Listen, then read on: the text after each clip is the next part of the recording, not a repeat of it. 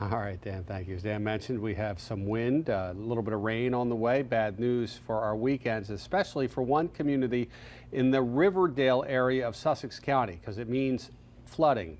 As our Sussex County Bureau Chief Evan Kozlov reports, many neighbors there are fed up and they want something done about it. It's the calm of sorts before the storm. If you look at River Road here in the Oak Orchard area, it's completely dry today, but that could change if you add some high tide and northeast winds like we might see this weekend. On a bad day, the water is at least up to here. We're joining neighbors Jim Santangelo and Vincent Millman by the intersection of River Road and Nanticoke Avenue. Dry now, but look at these photos. And this doesn't just happen during a major storm.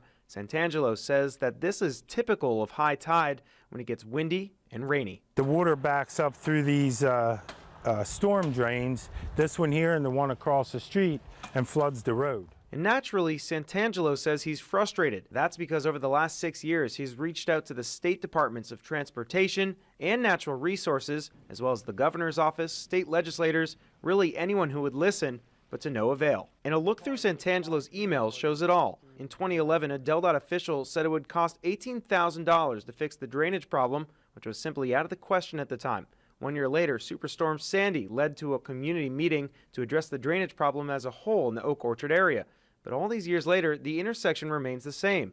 And according to DENREC, funding is the reason.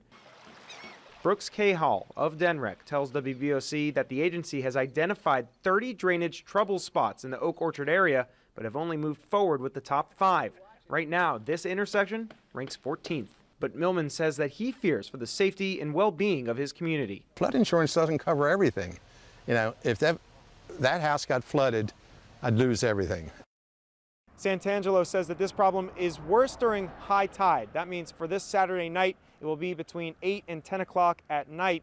On top of that, meteorologists say that this weekend is going to be a bad one for flooding. Reporting here in Sussex County, Evan Kozlov, WBOC News in Riverdale.